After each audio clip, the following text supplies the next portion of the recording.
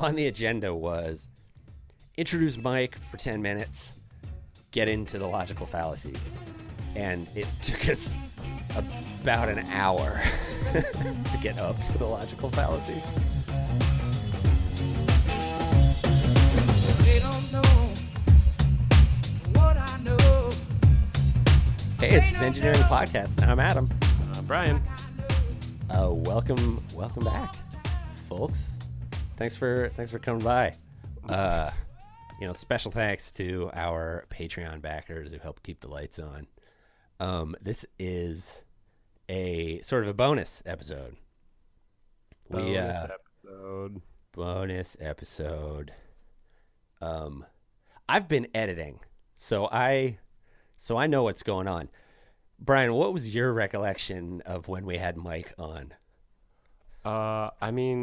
Anytime I talk with Mike, I pretty much end up covering like 17 different topics in a matter of minutes. So I assume that there's a bit of rambling. And that's more or less what happened. So the episode that you've already experienced, which is about 50 minutes of us talking to Mike about argument, was on paper meant to be a 7 to 10 minute introduction before we just went through a list of the logical fallacies. So this is that list. This is the logical fallacy discussion specifics. So it doesn't feel like a normal episode, so I didn't want to put it in the standard schedule, but it felt like a lot of fun. So yeah, this was a fun one to plan for and to do, I thought. So I haven't heard it yet, but I'm excited to check it out. So enjoy it.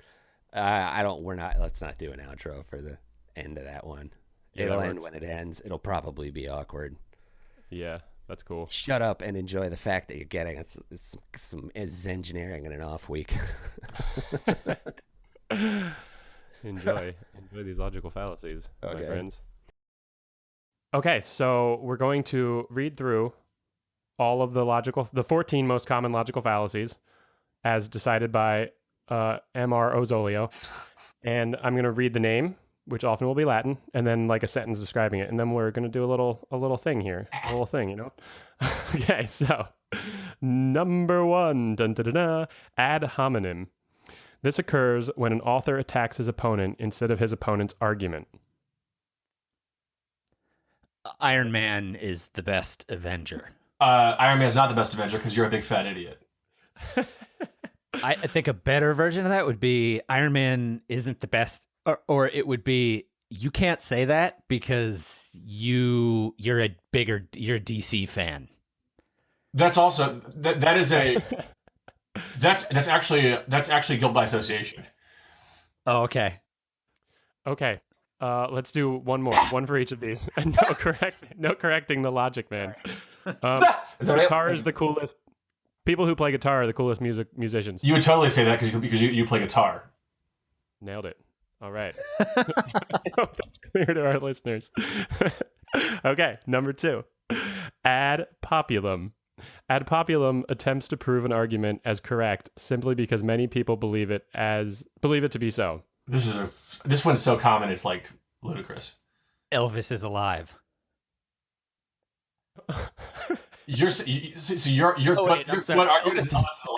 Sorry. That's a good way to put it, because you have to argue that he's not alive or that he is alive because not alive because lots of people believe it. 100% of scientists say that Elvis is dead. Which actually, what you just did is the next one too. Yeah, it's true. Segue to appeal to authority. Appeal to authority.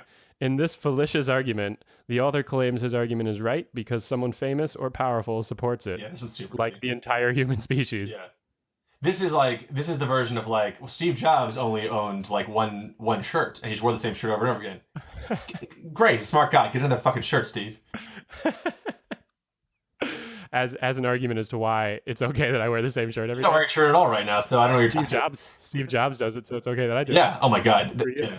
That's super common. But why is everyone nude? It's so Next weird. up is a good one because people misuse this phrase all the time. Yes, Ooh, they do. Good. Begging the question. Number 4, begging the question. This happens when the author's premise and conclusion say the same thing. Right. This is saying that that the Ravens are the best football team in the National Football League because they play football the best. That one's almost like hard to wrap your head around because it's so pointless. Yeah. In philosophy, you call that a tautology. It's something that's just true because it's true, right? The most basic one is A equals A. Yep, sure does. Right. You didn't. That doesn't prove anything. That you just said, right? Well, it's blue because it's blue. Oh, okay. Right. That was helpful. Just look at it. It is what it is. Yeah. That's a funny one. It's funny because it's weird. It's really obvious, but it's like, well, yeah. But people misuse that all the time because they say, and that begs the question, by which they mean that raises the question. When begging the question is actually something a dog does. Right. Well, you can teach a dog to do it. He begs for the stick, right? Same thing or different thing? Well, he begs for the stick because he's a dog and he has the stick now and he asked for it. He must have asked for the stick. Once he gets it, does he raise it? Okay, number 5. False dichotomy. This fallacy rests on the assumption that there are only 2 possible solutions. So disproving one solution means the other solution should be utilized. It ignores other alternative solutions. Yeah. Black Lives Matter. Black Lives Matter. Black Lives Matter. Or all Black Lives Matter somehow says that the lives of police officers and or other people don't matter. That is the proper false dichotomy answer would be Blue Lives Matter. Because you're saying, well, it's one or the other. Right, but that's a false dilemma. A false dilemma has sort of 2 specific things that are sort of like polar opposites. False dichotomy means either Black Lives matter or everyone else's or everyone's life matter, but both can't exist. And that's not understanding. So this is more like the Starbucks thing, right? Like to say, well, this how is about employing 10,000 veterans? Well, why not both? Starbucks has a shitload of money and way more than 20,000 positions to fill. Right, because Starbucks is making a pro-immigrant stance does not mean that they are anti-military. That's what this is, and that it's interesting. Whenever you talk about these things specifically, when you actually say them out loud, you go, "Oh yeah, that doesn't make any sense." But people do it all the time. And then they think they can drop the mic and walk out of the room. Yeah. All right. Number 6. I like these. Mm-hmm. The initial bit, we skipped over the first couple a little quicker than I would have liked, but there are a lot of them, so we'll keep going. Fine. Number 6. Well, like ad hominem's easy because it's just calling someone a poopy pants and thinking that like you won. Yeah. When you said, wait, what would have done that? Did I say Siri? No, stop recording my voice now. Yeah. Get out of here. Alexa, stop. Alexa, order me a cheeseburger. We order Brian Jones a cheeseburger. We throw these in sometimes to try to get free things. Number 6, a hasty generalization. Hasty generalizations. I love the word hasty. Hasty generalizations occur when the proponent uses too small of a sample size to support a sweeping generalization. I mean, that's like basically saying, I didn't see Jones throw his own poop at the gorilla and go, I can do this too, so he must not have done it. The classic, I think, version of this is that comes up. It comes up in philosophy when they're teaching you things that may be true but not representative of. Yeah, it's like so they say Socrates has a beard. Socrates is Greek, therefore all Greeks have beards. Totally. That doesn't prove anything because a Greek person has a beard. And a more modern way of saying that is, I had a salad for lunch and I feel great, therefore salads are good for me. That is actually post hoc. Damn it. That's the next one, which is actually every time, Rosolio. Right. That's the next one. No, sorry. This is just why I'm so annoying to talk to. The one. So the generalization on salads would be that, it would be like the only thing I could get from this restaurant was a salad. So the only thing the restaurant has is salads.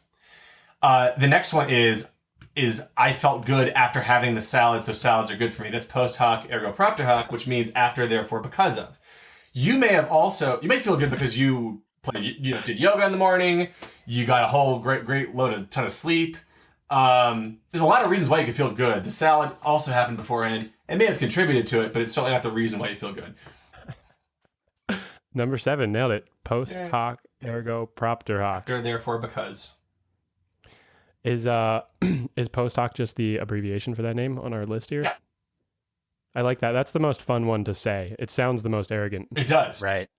Cart before the horse. Is that what that one is also? How would you, here's a question for you, Rosolio. If I were to want to pull that logical fallacy up in response to something someone said, what is the most appropriate and forceful way to use it in a sentence?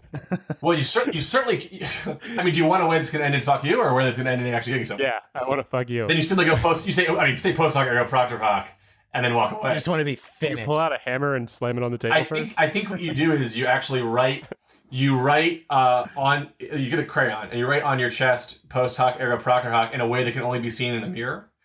And then you walk the person with you over to like a car window and kind of put yourself down so you can see it in the mirror, and then he'll read it and then look at you like Ferris Bueller staring into the camera, and then say fuck you and leave.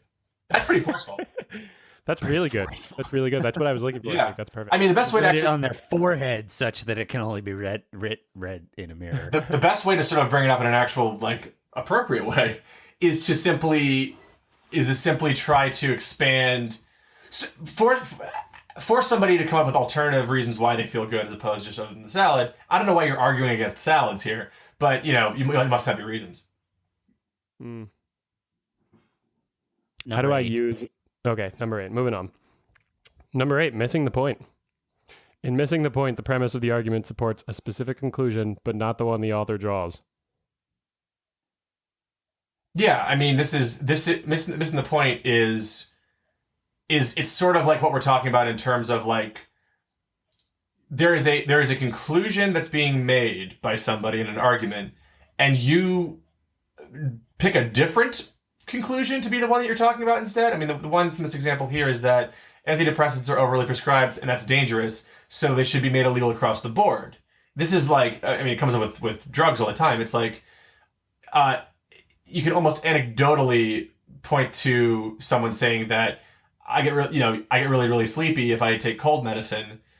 If I'm sleepy and driving, I'm going to crash, and that's dangerous. Therefore, I shouldn't ever take cold medicine. That's basically steering away from whether cold medicine is good or bad, and tilting instead is cold medicine while driving good or bad. The answer is cold medicine is great. This comes up frequently in the legal marijuana conversation lately, I feel like, because people say, well, what will we do about people driving impaired? And it's like, that doesn't answer what I was bringing up about incarceration and about... Right. The appropriate conversation to have about that is the fact that there's no way to test to see if someone is currently stoned. A better answer would be, how do you enforce this law that you're saying? Right. You treat it just like booze. Well, an answer is... But you can't treat it like booze because you can't breathalyze somebody for pot. I will say this, though. I have driven, and it's only recently legal in California, so hard to say. I have driven in Oregon before. People take their time. Like, I was not running late for a flight, but I was coming from Salem to Portland, and it was like we're on the highway, like 35 miles an hour. I'm like, something's going on. No, it's just a dude, and this dude was like in no rush. That's safe. That's the safe way to drive. So, I'll tell you what, he didn't crash. So, but yeah, I mean, you're right. It comes up a lot in that because very often when you talk about something as again complicated as the legalization of certain substances and things like that, there are a lot of specific elements of it that are yeah. If you come strong talking about how do we really want to be putting people in jail for this sort of thing, and I'm instead talking about cars. I'm not challenging what you said. I'm challenging a different version of what you said that's sort of also under the umbrella of what it is. This is kind of what you said, Jones, is terms of like, you pick the one part of the person's conversation that it's like, that's the part I'm going to go after. And the rest of it's just blah, blah, blah, blah, blah, blah, blah, blah. That's it. All Number right. 9, spotlight Number 9. fallacy. This occurs when the author assumes that the cases that receive the most publicity are the most common cases. Yeah, I mean, this is to talk about what's going on these days now. It's a lot of conversation is about arguments being made, what people are talking about, and what is the argument everyone's bringing up. Is the fact that we're only talking about Middle Eastern immigrants and their challenges in this new administration, is that basically saying that that the only immigrants who have a tough time in America are from the Middle East? Certainly not. There are people from South America, there's people from Mexico, there's people from Eastern Europe, there's people from all these different places who are also negatively affected by current things. But because we're primarily talking about that, it's a little bit easier of an argument for the fuckface making the argument to back it up. If it get temporarily political for a second, you can hold up the hand and we can cut it if we need to. The big immigration ban that's going on at the moment is sort of being defended by an argument revolving around fundamentalist terrorism, which would come from a certain part of the world, and yet the what this thing actually does is screw up things for a whole swath of people. But if you only talk about one of them, you feel like you're talking about all of it. You know what I mean? Like there's not a great defense as to why someone from South America who has lived here his entire life and all of a sudden can't come back. You can't fold that into your terrorism argument, as faulty as that argument is in its own right. But because that is what the majority of the coverage is, the majority of the conversation is about that immigration, then all of a sudden that's the only immigration that matters. You know what I mean? And the only immigrants that are negatively affected by a thing that's negatively affecting people across the world. Is it kind of like the news only reports on immigrants who commit terrorist acts, therefore all, and then people are like, well, clearly all the immigrants must be terrorists. Yeah, or you could even like make it even smaller and say that because the protests against what's going on right now are just in the media is covering the 750,000 people in Los Angeles, it's covering the people in major metropolitan areas. The conclusion you draw is the only people against this stuff are people in these major metropolitan areas, because no one's going to cover the protest of 500 people in Coon Rapids, Iowa, where my mom was born. No one's going there and looking at that. But there are people. There are people elsewhere who also have big problems with what's up. That's a really good way to put it, Jones. Well, I think the place the spotlight fallacy probably comes up is more like if anyone presents an argument that starts with, well, when's the last time you heard about, and then say something, right? Because it's like, well, when's the last time you heard about a terrorist that wasn't Muslim? It's a little bit also back to in the vein of like professional athletes that beat the crap out of their wives. It's very easy to create a generalization when a very, very large percentage of off-field stories about these dudes are bad. That insinuates that it must be the only thing that's happening. Is that that's the way you should think about it. It's that because this is the thing that we know, and most of what we're talking about is this thing, it must be the only thing that exists. Because why would we be talking about it if it wasn't the only thing? I harp on that one because I feel like it's just anytime you use a statistic, like we had an episode where we tried to explain what people need to understand about statistics, which is just that they represent this probability, right? It's saying like, based on this study, we think that out of one case, this thing might happen again with this probability, right? But it doesn't actually mean what everyone always thinks it means when you get a statistic, right? It doesn't actually mean that 90% of X is going to happen. I remember. Yeah, it does. I remember I was at this gym once, and it was a newer gym membership for me, and they were trying to sell me their the supplement line that they make, and they're like, well, see, like we like the ones you've heard of, GNC, all this big supplement companies that I could like look up a name and what I was talking about. They're like, they spend all their money on like advertising and stuff like that. We spend all our money on actually making sure the product's good. That was an attempt to kind of blow this up. However, they're not all starting with the same money. It's not like Monopoly where they all get handed out. It's like, yeah, they have a $10 billion advertising budget because they have a $40 billion overall budget. You have a $10 million budget, and yeah, we're using all our $10 million, and they're just using a little bit of their. Yeah, theirs is also $100 million. Anyway, it's a similar version of trying to point out that the only things that exist are the things we're talking about. Kirk, I thought that was a really nice way to sum it up. This strikes me as the most significant one on the list right now in modern times. Seems that way, doesn't it?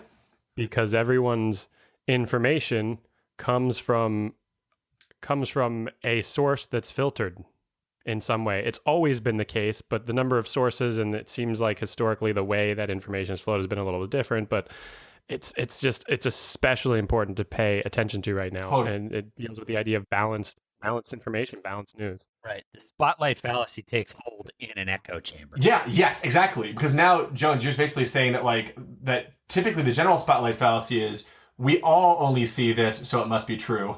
And now we live in a world where people are looking at different things, and those different and specific things that are only telling them one thing. That you're right. I mean, this is something that I think we all have to really be very, very mindful of, and get out of our comfort zone and look at things from people that are either disagree with us or otherwise, because otherwise it's just like otherwise you wonder why in the hell would we disagree so vehemently on something that seems so simple. Well, because we all think that the information we get is the information that they get, and that we're in fact looking at different information. And that's such a huge component. That's been the most eye-opening part for me of the last few months, looking at what's going on and trying to figure out why everyone hates each other so much. It's everybody's information source is different than what you think it is.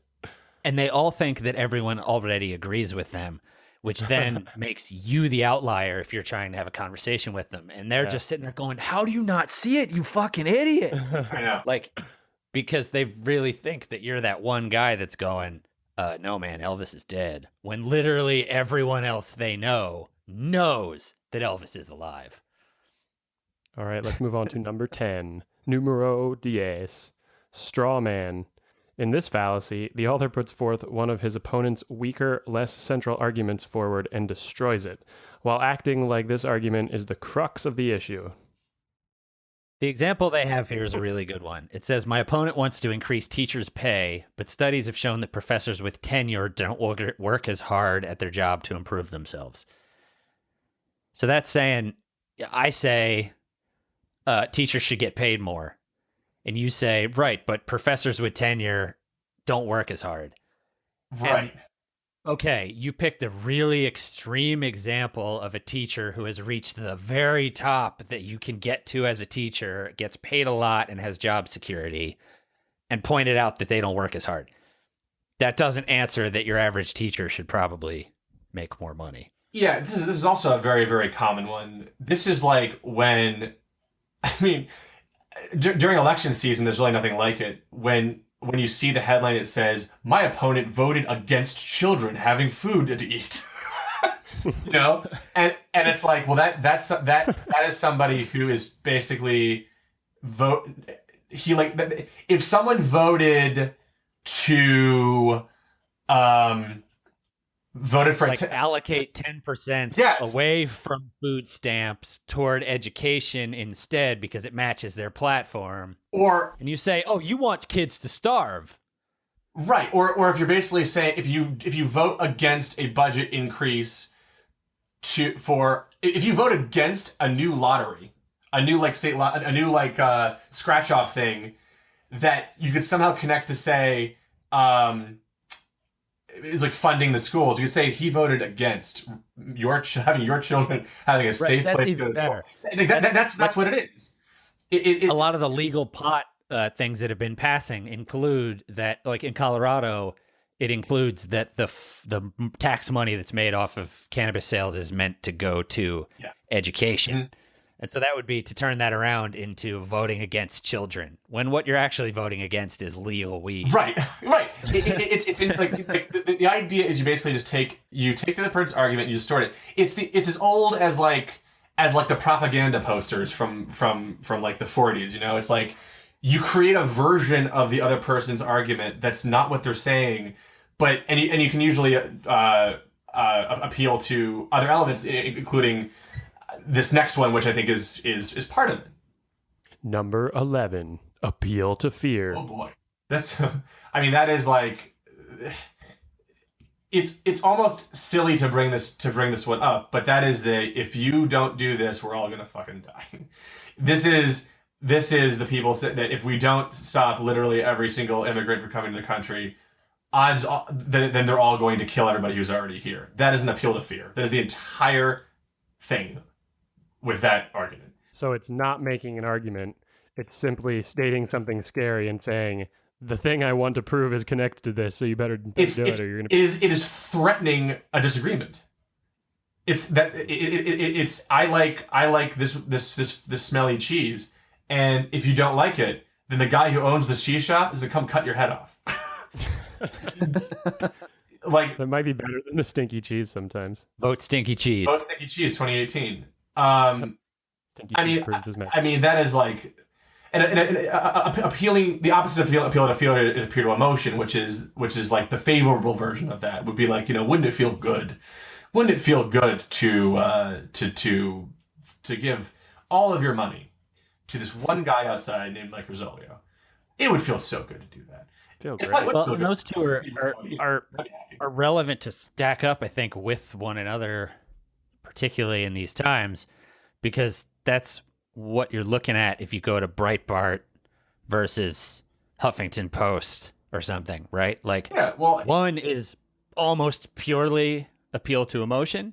The other one is almost purely appeal to fear. That's everything on Breitbart is fucking terrifying. If that's all I read and I thought that was the news, I too would probably be voting for all of these things because that's really terrifying.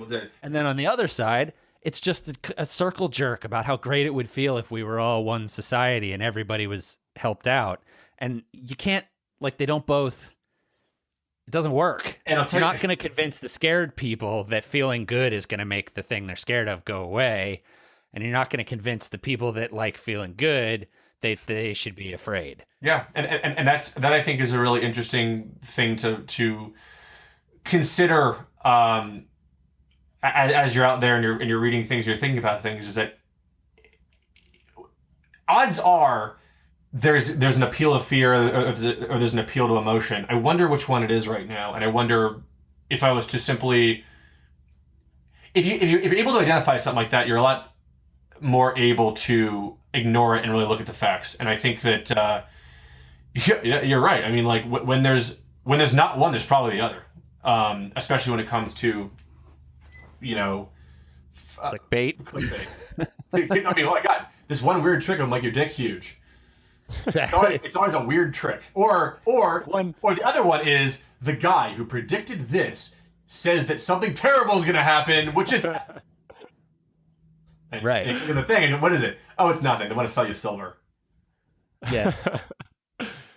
The next one we've got is appeal to tradition. This one's really interesting because appeal to a tradition is just as simple as saying we've always done this and that's why it is right. Sort of like Spotlight then in that regard. Sort of. Spotlight is more kind about of like pointing at a mass of data and saying, well, so that means that X is true. Yeah, I mean yes. We've always done it this way, so it must be the right way to do it. We haven't. Nothing's. It's in a weird way. It's like saying if it ain't broke, don't fix it.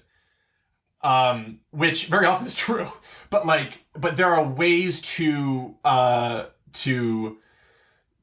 you know, kind of like bury people in their own versions of what is and what is not what is not okay. I mean, I can't believe I'm saying this, but like the notion of Donald Trump releasing his tax returns, really, the only real reason, the reason everyone always said when they were talking about that was that everyone's always done it.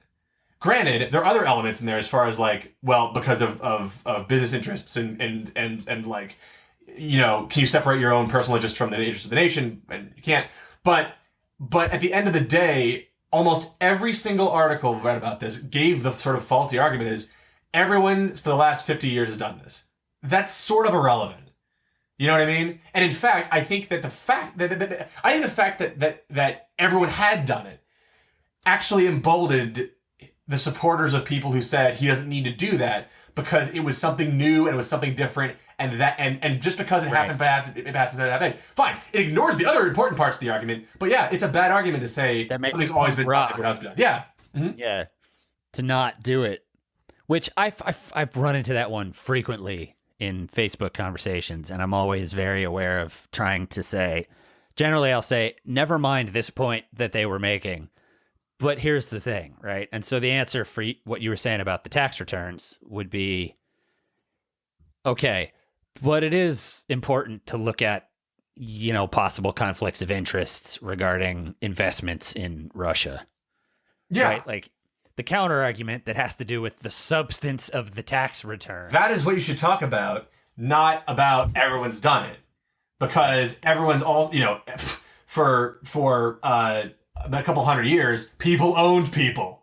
Okay, the last one, which is number 13, because I realized we repeated appeal to authority twice on here, is argument from silence.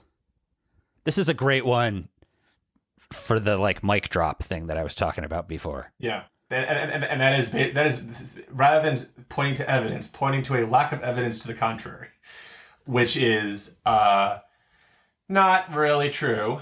I mean that would be saying prove I'm wrong without me actually proving my point.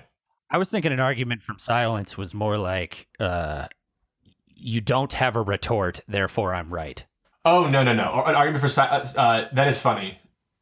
That's probably more of a hasty generalization, which means you don't have a retort right now, which means you will never possibly have a retort. That's probably what that is. Right. Appeal from silence is like if I was if I was going to convince you that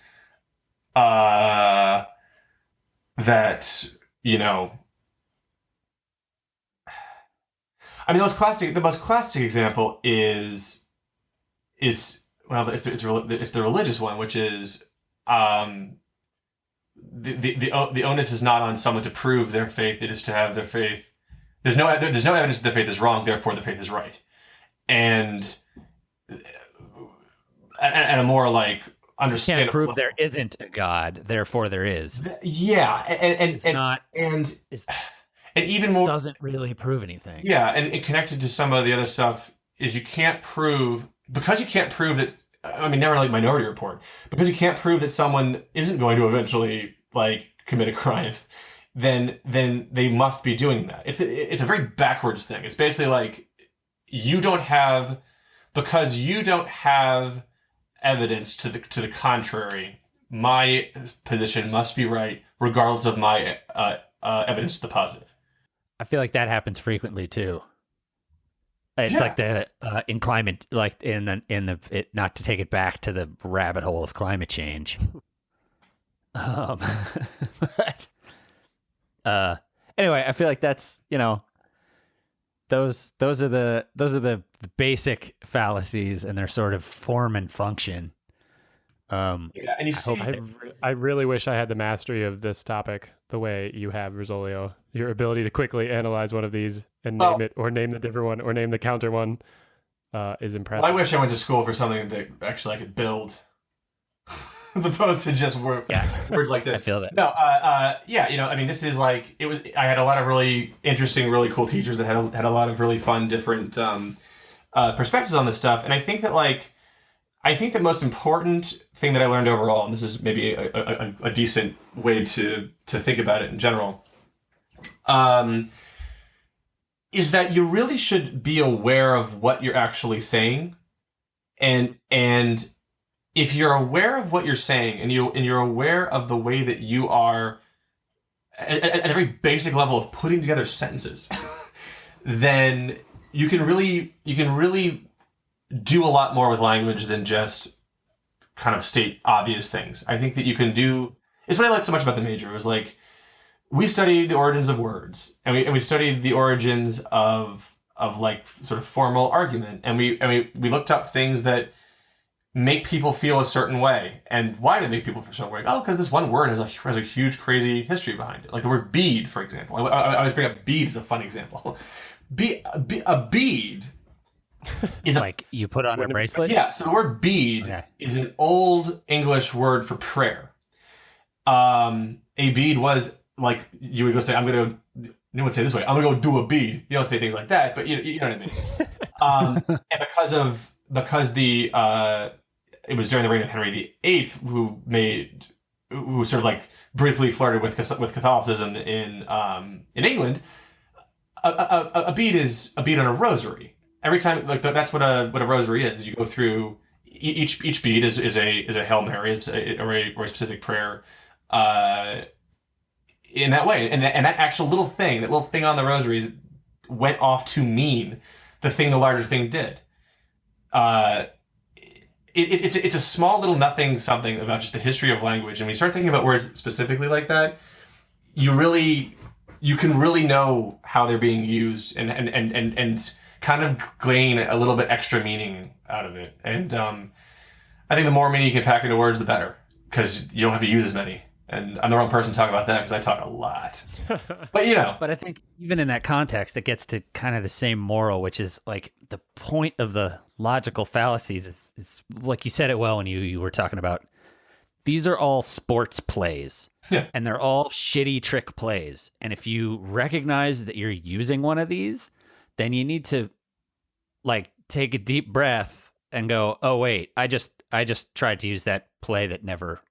If the goal of the game is not to win, but to just keep the game going, like the snowball fight, then you don't want to use any of these because these are all just sort of like errant grenades to distract from the effort it takes to sustain a conversation. I don't feel like listening anymore, so I'm going to use one of these 13 things. And act like I won. And I think that if you get used to sort of like just coming up with a thought and giving it a quick little test against these things, you'll be pretty amazed to see how much clearer you can be and how much more compelling you can be and how closer your words are to their intention. And I think that the more people that can use words closer to their actual intention, the more actually can get done in a conversation, as opposed to just kind of saying your side of it. And in all the stuff that's going on now, it's really, really important that people be clear about what they're feeling and what they think and what they want to see happen next. Because it's really the only solution. And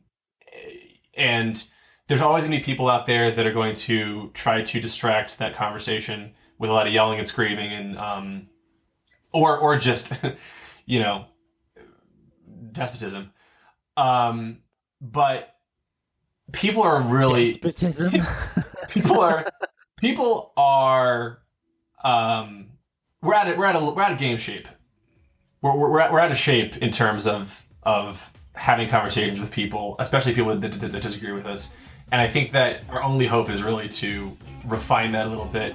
Take other people to task and make sure that they're actually being clear and not trying to trick you, and also not trying to trick people.